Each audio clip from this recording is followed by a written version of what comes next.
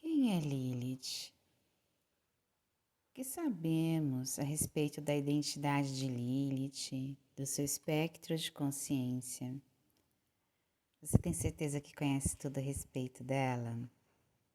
Eu sou Devalaio, especialista em psicologia lilithiana e guiança estelar, condutora do Psicopompo de Lilith. E hoje nós vamos dar a continuidade ao vídeo anterior sobre a identidade de Lilith.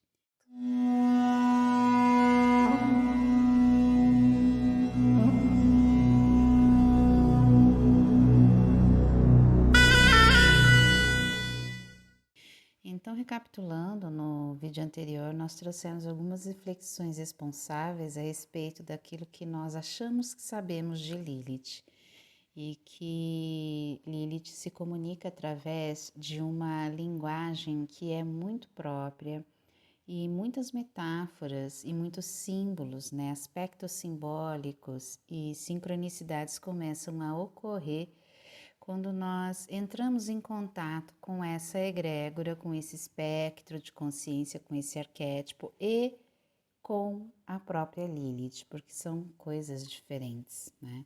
Então hoje a gente vai desvendar um pouquinho mais a respeito disso, sempre lembrando, que aqui nós não somos donos da verdade, nós somos sim uma escola de espiritualidade livre e independente e buscamos trazer ao público, a pedido de Lilith, uma nova visão a respeito dela. Então, no vídeo anterior, nós vimos que é necessário um cuidado muito apropriado ao tentarmos, quando nós vamos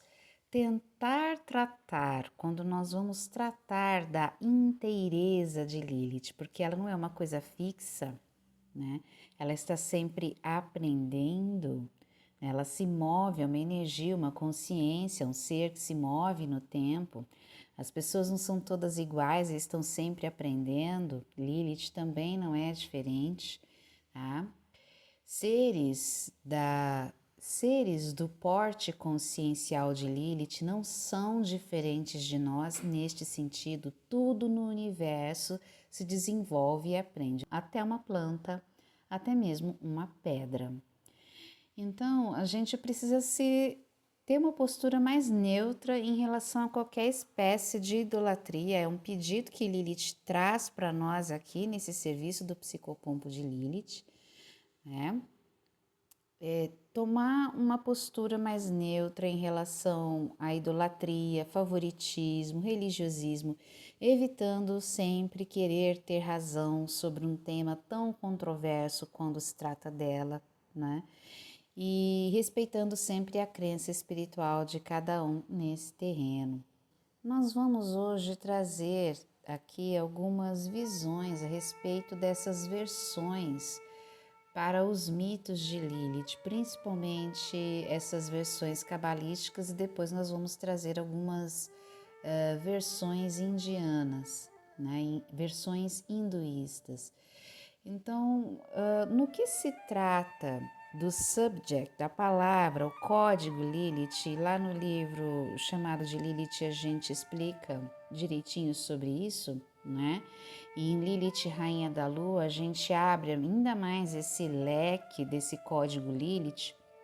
Quase todos os mitos de Lilith foram escritos na Idade Média, na personagem, da persona Lilith. Então são histórias, não são fatos, tá? São histórias, criações, criatividade humana de milênios. Então, quase todos esses mitos foram escritos na Idade Média, ou seja, na Era das Trevas.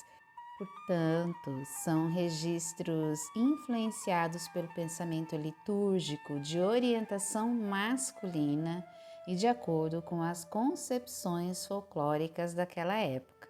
Então, no vídeo anterior, a gente começou dizendo que Lilith tem uma linguagem bastante própria e que nós precisamos aprender e entender que linguagem que é essa. A gente vai explorar muito mais sobre a linguagem de Lilith quando a gente entrar nos conceitos mais tântricos da deusa nos próximos vídeos. Mas por hora, nós vamos ficar aqui na Idade Média, né? Então a gente viu que essa linguagem ela vai trazer sincronicidades, símbolos, metáforas, folclore, tá? Então a gente tem essas lendas escritas na Idade Média, que na verdade são midrashim, né? Então assim, são pequenas histórias que existem, que são escritas para explicar histórias mais antigas, tá? E é um pensamento litúrgico de orientação masculina. E isso vinha muito de acordo com as concepções folclóricas daquela época, principalmente o que envolvia ali a antiga Suméria e também as crenças judaicas daquele tempo, as crenças que os hebreus tinham, né? E nós dizemos mitos no plural porque nós temos registros provindos não apenas do pensamento cabalístico medieval, mas também da escrita cuneiforme. Então, são mitologias anteriores, né, que aconteciam, que já rondavam, que já sustentavam ali a antiga Suméria, né? Então, essas mitologias anteriores que nós estamos mencionando aqui são sumerianas, babilônicas, acadianas, né, acerca de uma crença popular que esses povos antigos tinham em espíritos maléficos dos ventos que trariam doenças e má sorte. E claro, o nosso subject de estudo aqui nesse canal é Lilith, então Lilith seria um desses espíritos. E estes últimos, sim, são parte de registros bastante anteriores às construções feitas sobre Lilith, que surgiram depois do advento que se considera o nascimento de Cristo, né? Então, estes registros, eles já existiam e Lilith não era, então, um nome próprio, e sim uma palavra que designava muitas coisas. Então, ali no chamado de Lilith, a gente estuda isso, né? A palavra poderia, Lili, né? Lila, poderia significar noite, poderia significar ar, respiração, espíritos.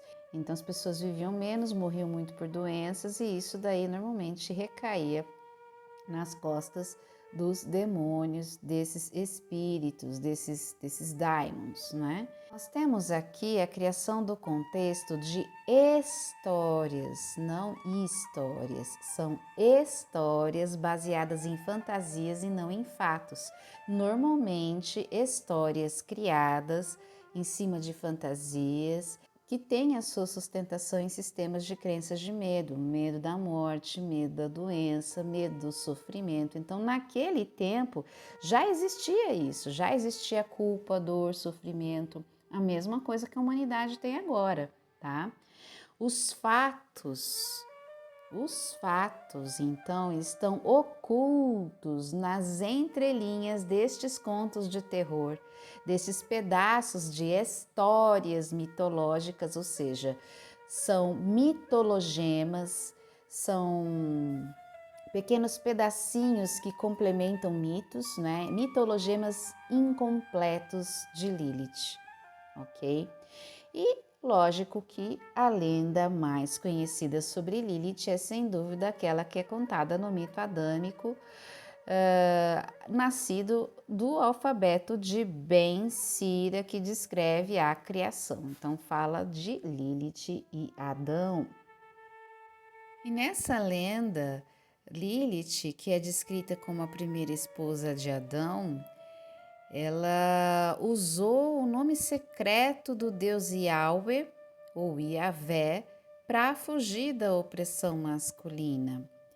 Isso trazendo um resumo do resumo aqui. A gente está fechando assim, a gente está trazendo aqui uma conclusão da história já do que aconteceu nesse mito, né? Ela foge da opressão masculina. Porém, já se sabe que tal escritura do alfabeto de Ben Sira, que fala sobre essa história, que conta essa história, ela não passava de uma coletânea jocosa dos próprios ensinamentos rabínicos que provavelmente isso daí circulava internamente entre os estudantes da época como uma forma de piada, de descontração, tá? Então, qualquer pessoa possuidora de bom senso não vai se satisfazer em se basear num credo moderno que se apoie nessa perspectiva limitada e medieval da deusa.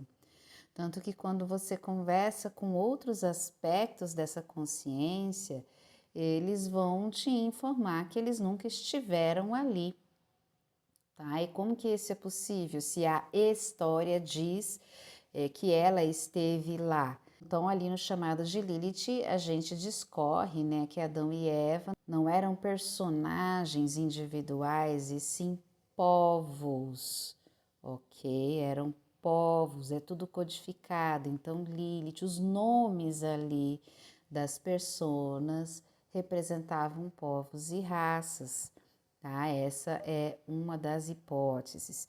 Então, a personificação da Lilith moderna que a gente tem hoje, né? Na verdade, assim, o que acontece? As pessoas começam a pensar e a cocriar, e isso gera egrégoras que, na verdade, nada mais são do que tupas, que é o termo tibetano para egrégora, né? Então, são seres sem formas, gerados pelas formas pensamentos e formas emoções da humanidade. Então, cria-se essas personagens no plano astral e elas passam a adquirir personalidade e identidade própria, enquanto as pessoas continuarem alimentando isso. Então, a personificação moderna da Lilith mesopotâmica, quando estudada mais de perto, você pega, imagina assim que você está pegando uma lupa e está realmente colocando ali, né, dentro desse assunto. Isso daí, essa personificação moderna dessa Lilith mesopotâmica vai se parecer muito mais com as derivações ali dos mitos de Ishtar, de Ashirá, que era uma deusa muito anterior a Yahweh, tá? Fazia parte do panteão dos hebreus, fazia parte do panteão ali hebraico, né? E isso daí misturada com as velhas crenças sumerianas sobre as Ardati Lili, que eram o que nós chamamos hoje de súcubos, né? Então, além do folclore judaico de formação da mulher propriamente dito, porque tudo isso daí foram histórias politicamente, estrategicamente posicionadas para controlar o comportamento de mulheres e homens daquela época, ok? Principalmente o comportamento da sexualidade, embora no mito original, o pecado original não tenha sido exatamente o sexo, tá? Se você quiser descobrir um pouquinho mais sobre isso, leia o chamado de Lilith, que a gente tem essa resposta ali nesse livro. Porque Lilith não era originalmente um nome próprio, como a gente já comentou. A gente gosta de imaginar que era um nome próprio, mas não, era só uma palavra para designar esses seres nocivos que eram tidos como, enfim, negativos em relação à espécie humana, seres nocivos para a espécie humana. E além de tudo isso, a gente também tem um outro quadro que é sobre as deusas hindus. Como é que isso daí começa a se encaixar dentro desse espectro de consciência lilithiano? A gente vai ficando por aqui nesse vídeo, nesse áudio, deixando o convite para você conhecer o nosso site, cujo link está na descrição desse vídeo, conhecer também o nosso outro canal que tem ferramentas gratuitas, bioquineses, mantras e cursos gratuitos do Lili Te Ensina. Lá no nosso site também tem um Lili Blog que tem textos, conteúdos canalizados, ditados diretamente por Lilith, da forma como ela pensa a respeito de determinados temas e assuntos, né? E também oferecemos alguns serviços, tá? A gente tem bioquineses personalizada com Lilith, leitura de cartas com Lilith e temos um serviço de consultoria para quem tem dúvidas e a mentoria para quem já está em processos mais avançados com Lilith. E na nossa plataforma, na nossa loja, a gente também tem reprogramações mentais, a trilogia do legado de Lilith. Nós temos os encontros com Lilith, que são satsangs, uma verdadeira jornada iniciática na mentalidade de Lilith, com 60% de conteúdo canalizado e 40% de pesquisa encomendada por ela. A gente tem mantras de conexão, um curso básico desvendando Lilith. A gente vai deixar todos esses links aqui na descrição desse vídeo para você.